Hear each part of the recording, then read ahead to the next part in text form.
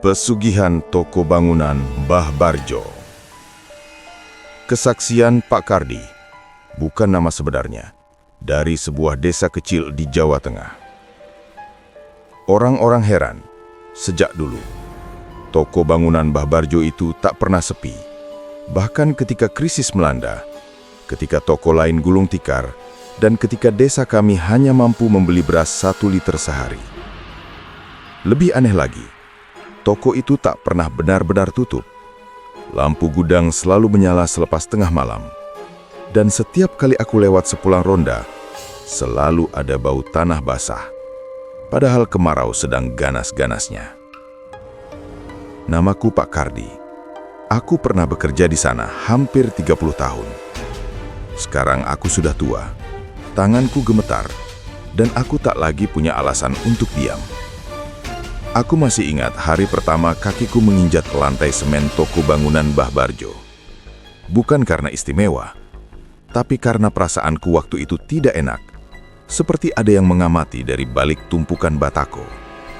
Padahal, toko itu tampak biasa saja.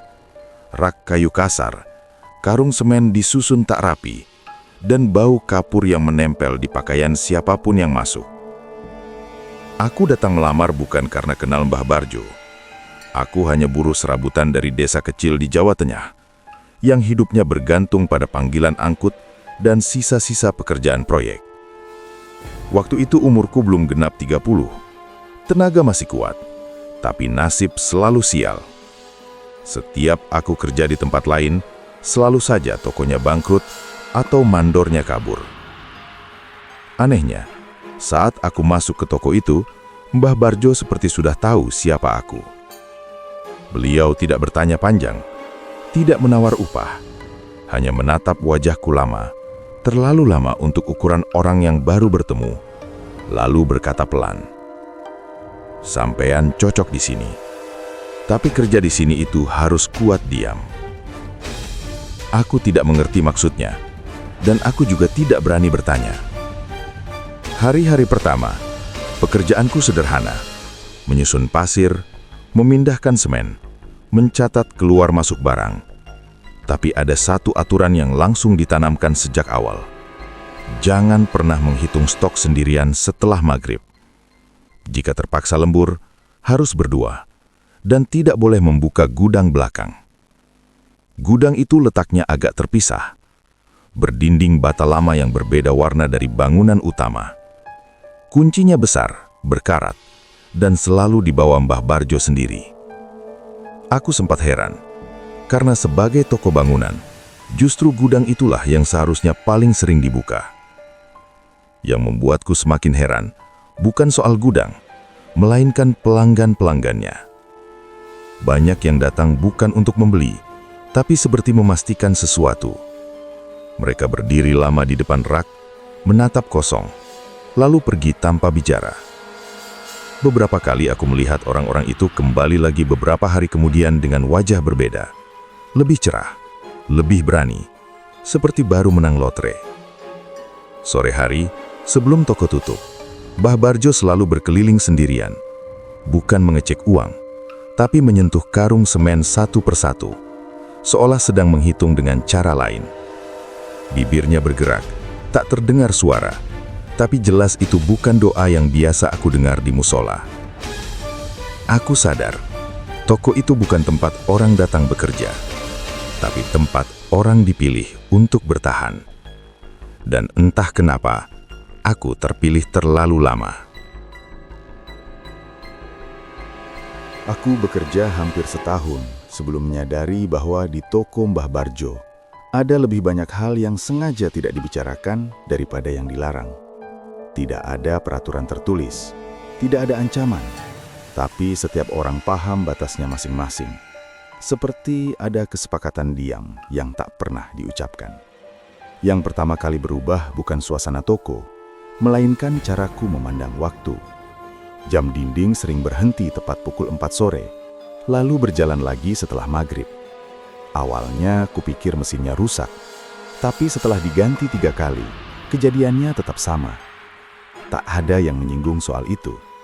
Karyawan lain hanya melirik jam, lalu melanjutkan kerja. Aku belajar satu hal. Di tempat itu, waktu tidak selalu lurus. Perubahan berikutnya datang dari para pekerja lama. Mereka jarang menyebut nama Mbah Barjo. Jika harus, mereka memanggilnya yang punya toko. Tidak pernah Mbah, tidak pernah Pak. Seolah nama itu sendiri mengandung sesuatu yang lebih baik disimpan.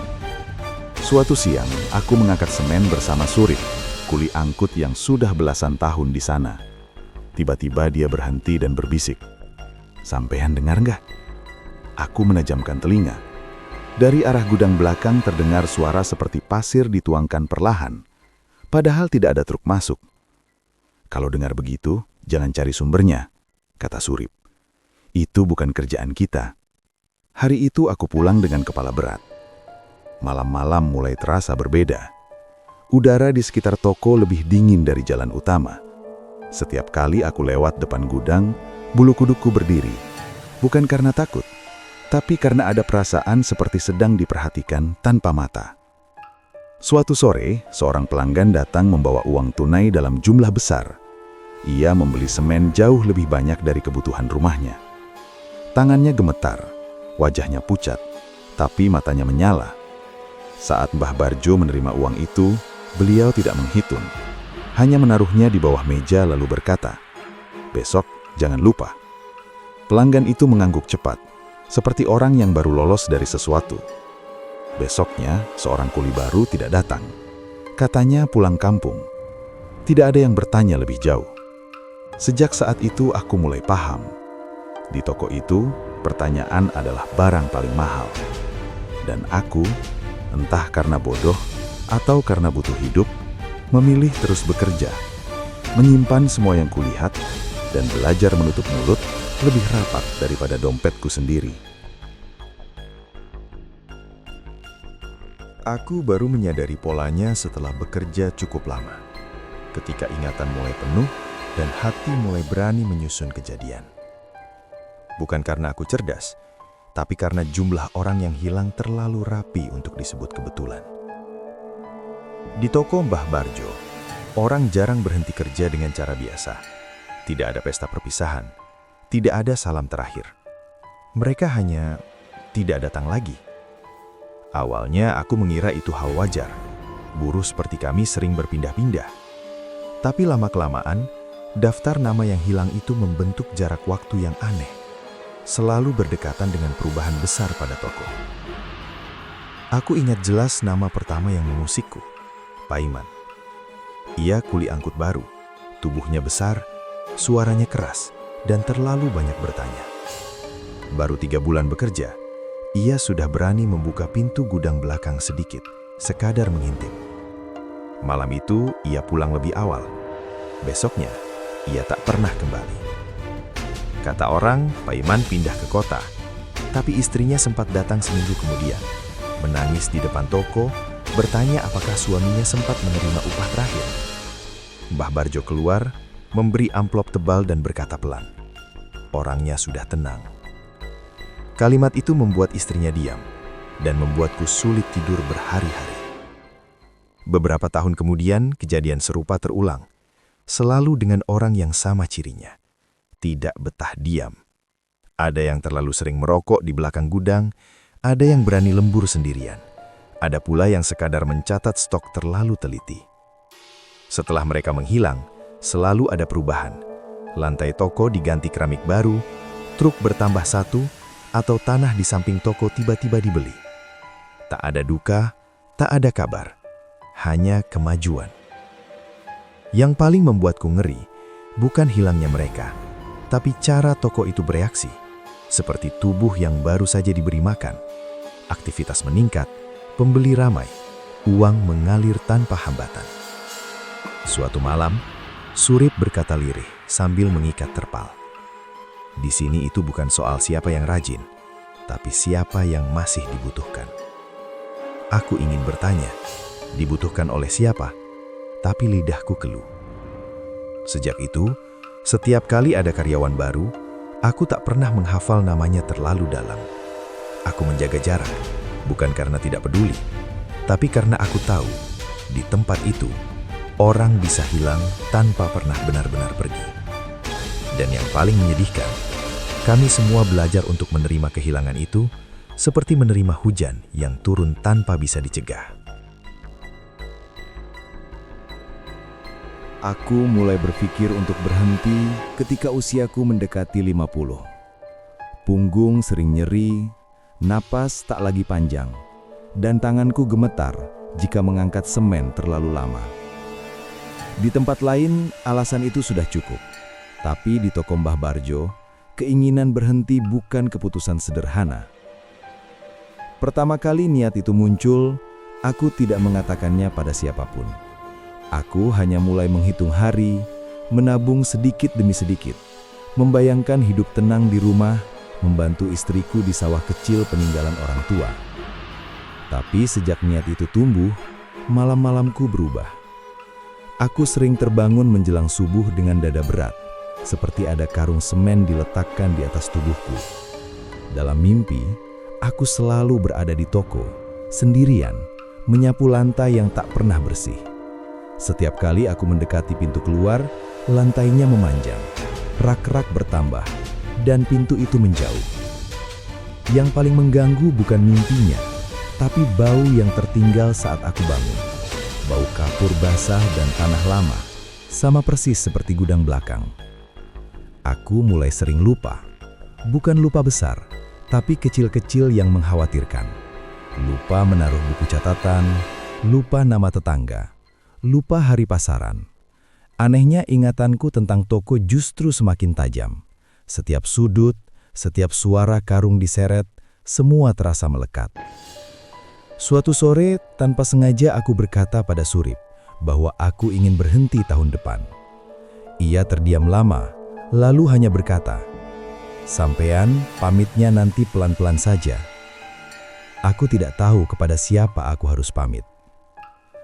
Beberapa hari kemudian, Mbah Barjo memanggilku ke ruang kecil di samping gudang. Ia tidak menasehati, tidak mengancam, hanya menyuguhkan teh pahit dan berkata, "Kardi, orang itu kalau sudah lama di satu tempat, biasanya bukan karena gajinya." Aku mengangguk, meski tak paham sepenuhnya. Sejak pembicaraan itu, pekerjaanku dipermudah. Aku jarang disuruh angkat berat. Upahku dinaikkan tanpa diminta. Seolah toko itu menahanku dengan cara halus, bukan dengan rasa takut, tapi dengan rasa layak. Disitulah aku sadar, tempat itu tidak mengikat dengan rantai, tapi dengan kebiasaan, dengan rasa aman palsu, dan dengan ketakutan akan hidup di luar sana. Aku bukan tidak bisa pergi, aku hanya dibuat terlalu lama merasa di sini aku masih diperlukan. Dan bagi orang seusia aku, itu jauh lebih berat daripada ancaman apapun. Aku berhenti bekerja bukan karena keberanian, tapi karena tubuhku akhirnya memaksa. Lututku sering terkunci saat berdiri terlalu lama, dan napasku pendek hanya dengan memindahkan satu karung semen. Suatu pagi, aku datang ke toko lebih awal dari biasanya. Duduk di bangku kayu dekat kasir, dan menyadari bahwa aku sudah tidak lagi menjadi bagian dari denyut tempat itu. Mbah Barjo tidak terkejut ketika aku mengutarakan niat berhenti. Seolah keputusan itu bukan milikku sepenuhnya. Ia hanya menatapku lama, seperti dulu saat pertama kali aku melamar kerja. Lalu mengangguk pelan. "Sampean sudah cukup lama," katanya.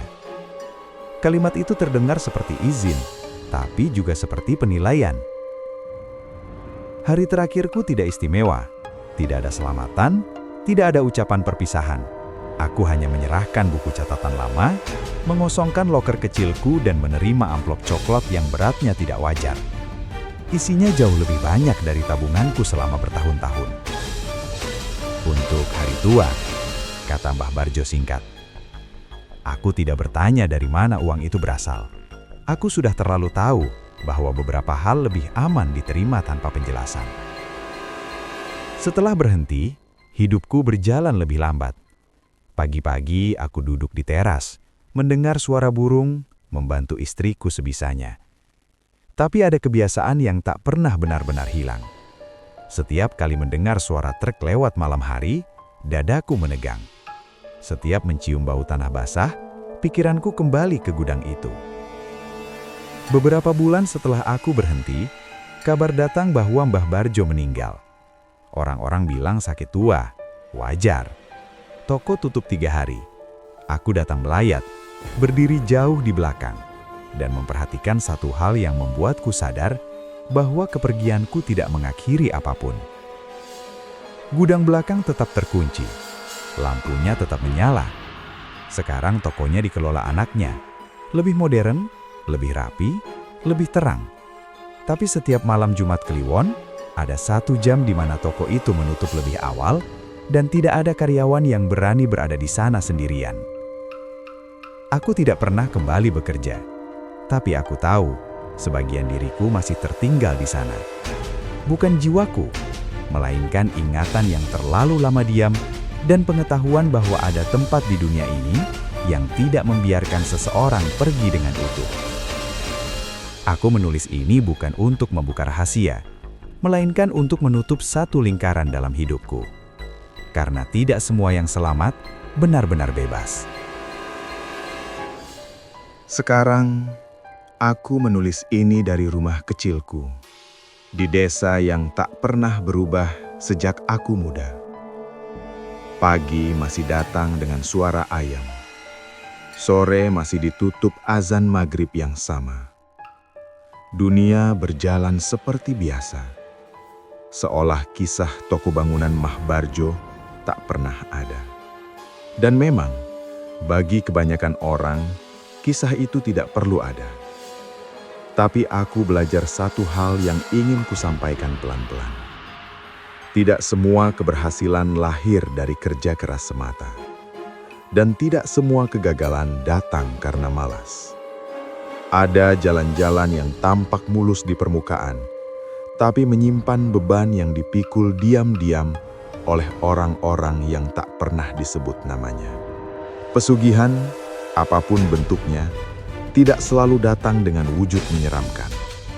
Kadang ia hadir sebagai kelancaran yang terlalu mudah, sebagai rezeki yang tak pernah ditanya asalnya, atau sebagai keheningan yang dipelihara bersama.